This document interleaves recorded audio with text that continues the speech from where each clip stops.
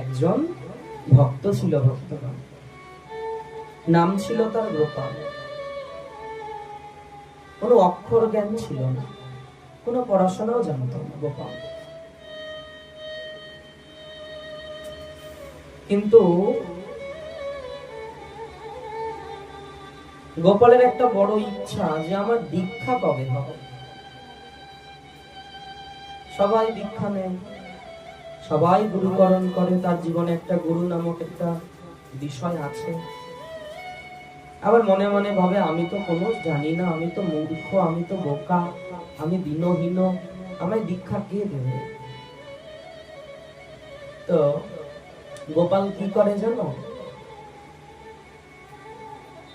একে তো দরিদ্র, ওই গ্রামে যত জনার গাভী আছে সবার বাড়ির গাভী নিয়ে নিয়ে গোচারণে যায়।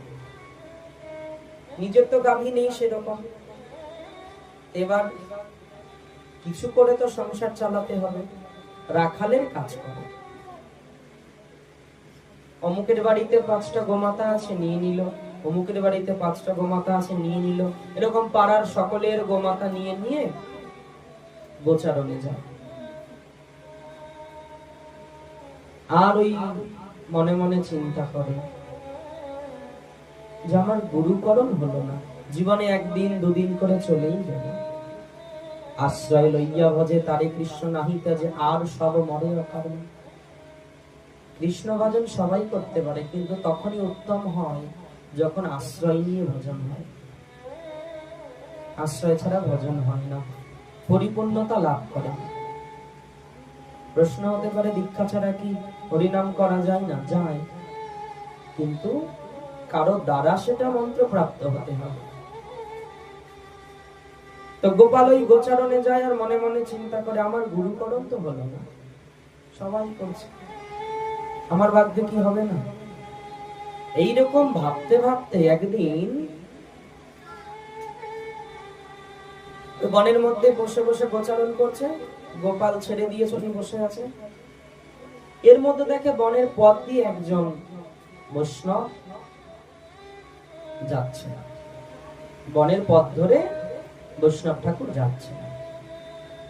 গোপাল মনে মনে চিন্তা করছেন আমি এনার চরণ ধরে পড়ব, উনি যেন আমায় অবশ্যই দীক্ষা দান করেন।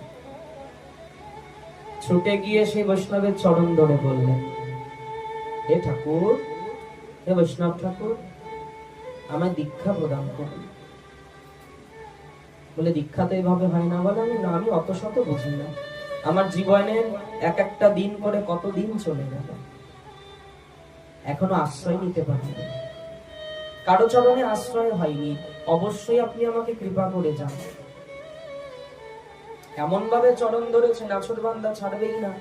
সে বৈষ্ণব ঠাকুর কৃপা করে বলছেন, বেশ যা, আমি তোকে মন্ত্র দান করব। মন্ত্র দান করব। কিন্তু গোপাল তো কোনো অক্ষর জ্ঞান নেই, খুব সহজ সরল সিধে সাদা। ওই মন্ত্র শোনা মাত্র বলছে, ঠাকুর, গুরুদেব, আমি তো এই মন্ত্র বলতেই পারবো না, আমার দ্বারা তো মন্ত্র উচ্চারণই হবে না, আমি মনেই রাখতে পারবো না, কি জপ করবো আমি? এমনকি কোনো বিধান নেই যা করে ভগবান লাভ করা যায় আমার জন্য? বৈষ্ণব ঠাকুর বললেন, আচ্ছা বেশ, তুমি এগুলো পারবে না, তাহলে এক কাজ করো, তোমায় কিছু করতে হবে না, তুমি যা পাবে তার আগে পাওয়াবে। তুমি যা পাবে, তোমার গায়ত্রী মন্ত্র আদি কিছু লাগবে না, তুমি যতটুকু পারবে ততটুকুই করবে। তুমি কি করবে জানো? তুমি যা পাবে পাওয়ার আগে ভগবানকে পাওয়াবে। এটাই তোমার ভজন, এটাই তোমার দীক্ষা, এটাই তোমার শিক্ষা, সমস্ত কিছু ভজন সাধন এই তোমার। তুমি পাওয়ার আগে ভগবানকে তা পাওয়াবে। বেশ। তো প্রতিদিন সকালবেলা গোপাল কি করে? গোমাতা নিয়ে বনে যায়। মধ্যাহ্নকালে স্ত্রী বাড়িতে খাবার তৈরি করে খাদ্য নিয়ে বনে আসে। আজকেও এসেছে, এসে বলছে, নাও তুমি তাড়াতাড়ি ভোজনটা সেরে নাও, আমি গৃহকর্ম অনেক ফেলে রেখেছি, আমাকে গিয়ে করতে হবে। গোপাল মনে মনে ভাবছে, আমি তো গুরুদেবকে কথা দিয়েছি, আমি না দিয়ে পাবো না। আর এটাই আমার ভজন, এটাই আমার দীক্ষা মন্ত্র, এটাই আমার জপ ধ্যান, সমস্ত এই আমার। শোনো, তুমি খাবার রেখে যাও, আমি একটু পরে পেয়ে নেবো, তুমি গৃহকর্ম করো, গিয়ে যাও। বেশ, স্ত্রী রেখে দিয়ে গৃহে চলে গেল। এইবার গোপাল কি করলো, গুরুদেবের কথা মনে আছে, দিয়ে পাওয়ার আগে পাওয়াতে হবে। একটা বৃক্ষতলে বসে খাবার সাজিয়ে দিয়ে এবার ভগবানকে ডাকছে, প্রভু এসো, পেয়ে যাও। ভগবানকে ডাকছে, না তুমি এসো, পেয়ে যাও। সবাই তোমায় কত মন্ত্র দিয়ে ডাকে, কত মন্ত্র উচ্চারণ করে করে তোমায় ডাকে, আমি তো তা জানি না প্রভু, আমার তো তা জানা নেই দয়াময়, তুমি এসো কৃপা করে, এসে তুমি পাও। এটাই আমার দীক্ষা, এই আমার শিক্ষা, এই আমার ভজন, এই আমার সাধন, তুমি এসে ভোজন করো। আসে না, দুপুর গড়িয়ে বিকেল হয়ে গেল, আসে না। আর গুরুদেবকে কথা দিয়েছে, ভগবানকে না পাইয়ে পাবে না। ডাকতে ডাকতে সন্ধে হয়ে গেল। সন্ধে যখন লেগে গেল, এবার গোপাল নিয়ে ঘরে যেতে হবে তো। আর ভোজন হলো না গোপালের, ওই বাকি যা ছিল মেখে টেকে ওই গোমাতা খাইয়ে দিল, অভুক্ত থেকে গেল। পরের দিন আবার প্রভাতে গোপাল কি করলো, গোধেনু নিয়ে বনে গেল। স্ত্রী দ্বিতীয় দিন আবার ওইভাবে অন্ন নিয়ে এসেছে, প্রসাদ নিয়ে, সেই খাদ্য দ্রব্য নিয়ে এসেছে। বলছে না, আজকে পেয়ে নাও। বলে তুমি রেখে চলে যাও। বলে কেন, গতকালও বললে রেখে চলে যাও, আজকেও বলছো রেখে চলে যাও, তুমি তো এরকম কোনোদিন বলতে না। বলছে যাও না, আমি ঠিক আমার সময় মতো আমি পেয়ে নেবো, তুমি যাও। স্ত্রী আজকেও দ্বিতীয় দিনের মতো রেখে চলে গেল। গোপাল আবার প্রতি সেই গতকালের মতো আবার সুন্দর সাজিয়ে নিয়ে আবার ডাকছে, প্রভু এসো, হে ভগবান এসো, আমি কোন স্তুতি মন্ত্র আদি কিচ্ছু জানি না দয়াময়, তুমি এসো, এসে ভোজন করো। তুমি ভোজন না করলে তো আমার ভোজন হবে না, তোমার প্রসাদ ছাড়া তো আমি পাবো না। আমি আমার গুরুদেবকে কথা দিয়েছি, বাক্য দিয়েছি, প্রভু তুমি এসো। আসেন। এইভাবে একদিন, দুদিন, 3 দিন, 4 দিন, 5 দিন, 10-15 দিন হয়ে গেল। গোপালের চেহারার পরিবর্তন হয়ে গেল, কারণ সে তো পায় না কিছু, ভগবানও এসে ভোগ লাগায় না, আর গোপালও কিছু পেতে পারে না, অভুক্ত দিন যায়। চোখ ঢুকে গেল, শরীর একদম কৃশ হয়ে গেল, দুর্বল হয়ে পড়ল।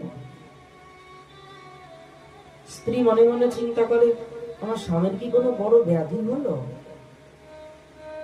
কিন্তু স্ত্রীকে তো বলে না যে আমি এইভাবে এইভাবে করি, এই কারণে এই হয়েছে। শেষ যেদিন গোপালের আর চলার ক্ষমতা সেভাবে নাই, আজকেও স্ত্রীকে বাড়ি পাঠিয়ে দিয়ে প্রসাদ, সেই খাদ্য নিয়ে প্রসাদী করার জন্য ভগবানকে ডাকছে। আজকে ডাকার ক্ষমতাটাও নাই ভক্তগণ। আজকে যে বাক্য পূরণ হবে যে তুমি এসো, এসে ভোগ লাগাও, সেই ক্ষমতাটাও গোপালের আজকে নেই। আজকে শুধু মনে মনে, ওই মনে মনে ডাকতে ডাকতে ডাকতে ডাকতে অচৈতন্য হয়ে পড়ল। প্রেম সে হলো কত বিশ্বাস, দেখো গুরু বাক্যে, গুরুদেবের কথায় কত বিশ্বাস। বিশ্বাসে সবকিছু পাওয়া যায় জানো ভক্তগণ। কারণ কৃষ্ণ কৃপা মূর্তি হলেন সদ্গুরুদেব ভগবান, কৃষ্ণ কৃপা করার মাধ্যম হলেন ভগবান, ভগবান যে কৃপা করেন সেই মাধ্যমটা হলেন গুরুদেব। সে গুরু বাক্যে যার বিশ্বাস নেই, গুরুদেবের বাক্য যে মানে না, গুরুদেবকে অবজ্ঞা করে, গুরুকে মনুষ্য জ্ঞান করে, তার কোনোদিন ভক্তি জীবন পূর্ণ পাবে না। সে কোনোদিন ভগবানকে পাবে না। গুরুদেবকে যে সাধারণ মনে করে, গুরুদেবের কথা বলাকে যে সাধারণ মনে করে, গুরুদেবের চলা বলা কওয়া শোয়া পাওয়া তাতে যে সাধারণ জ্ঞান মনে করে, সে কোনোদিন কৃষ্ণ প্রেম পাবেই না। কেন? কৃষ্ণ প্রেমের ভান্ডারটাই গুরুদেবকে দিয়ে রেখেছে। কে দেবে? ভগবান গুরু রূপে এসে সেই কৃষ্ণ প্রেম প্রদান করছেন। ভগবান বলছেন, তুমি আমার কৃপামূরতিকে সন্তুষ্ট প্রসন্ন করতে পারো না, আর তুমি আমায় কি প্রসন্ন করবে বলো? আমার স্বরূপই সদ্গুরুদেব, আমারই কৃপা স্বরূপ মহিমায় গুরু কৃষ্ণ একই জানো। মহিমাতে গুরু আর কৃষ্ণতে কোনো ভেদ নাই। তাহলে সেই গুরুর প্রতি যদি অবজ্ঞা দৃষ্টি হয়, সেই গুরুদেবের প্রতি যদি আমার সেই দোষ দৃষ্টি হয়, তাহলে কৃষ্ণের প্রতি দোষ দৃষ্টি করা হলো ঘুরিয়ে। গুরুদেবের নিন্দা করা মানে ভগবানেরই নিন্দে করা।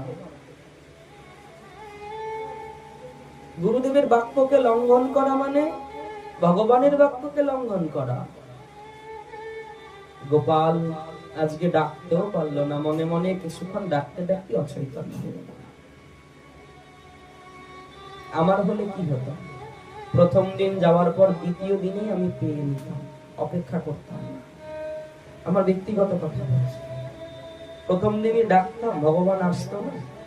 দ্বিতীয় দিন ডাকতাম, আসতো না। এদিকে ক্ষুধা আছে তো ভেতরে, সঙ্গে সঙ্গে পেয়ে নিতাম।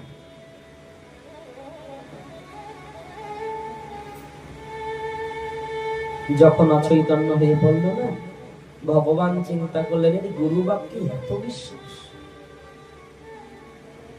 ভগবান আর দূরে থাকতে পারল না, সাক্ষাৎ এসে ব্রজেন্দ্র নন্দন প্রকট হয়ে গেল। প্রেম সে বলো। প্রকট যখনই হয়েছে, ভগবান যেখানে বিরাজ থাকেন আশেপাশের বাতাবরণই পরিবর্তন হয়ে যায়। যখনই এসে ভগবান প্রকট হয়েছেন তার সম্মুখে, সঙ্গে সঙ্গে সে চৈতন্য ফিরে পেয়েছে। এবং যখনই তাকে স্পর্শ করেছে ভগবান, স্পর্শ মাত্র সমস্ত শক্তি যা হীন হয়েছিল কদিনে, সমস্ত শক্তি স্ফুরণ হতে লাগলো। গোপাল দেখছে একেবারে সেই ত্রিভঙ্গ ললিত আমার সম্মুখে দাঁড়ানো। গোপাল বলছে, তোমার এতদিনের সময় হলো না? তুমি কত পরীক্ষা নাও ভক্তের। ভগবান বলছে, আর দেরি করো না, আমার বড্ড ক্ষুধা পেয়েছে, আমাকে তাড়াতাড়ি পাও। ভক্তকে দেখো, এদিকে ভক্ত যে না খেয়ে আছে 15-16 দিন থেকে, সেদিকে ধ্যান দিল না। এটা ভগবানেরই ঘুরিয়ে ধ্যান দেওয়া, বুঝতে হবে। যতক্ষণ ভগবান না করবে ততক্ষণ তো দাস পাবে না। তুমি দেরি করো না। ভক্তের সমস্ত ক্ষুধাকে হরণ করে নিজে ধারণ করলেন, আমাকে তাড়াতাড়ি পাও। ভগবান তাড়াতাড়ি সেই ভোগ লাগালেন, তার অধরামৃত ভক্তকে দিলেন। ভক্ত অধরামৃত পেলেন। এবার ভগবান বলছে, গোপাল তুমি আমার সঙ্গে চলো, তোমায় আর থাকতে হবে না। তোমার মতো ভক্ত এই ধরনীতে থাকবে না। চলো। গোপালকে সশরীরে ভগবান নিয়ে চলে গেল। প্রেম সে বলো।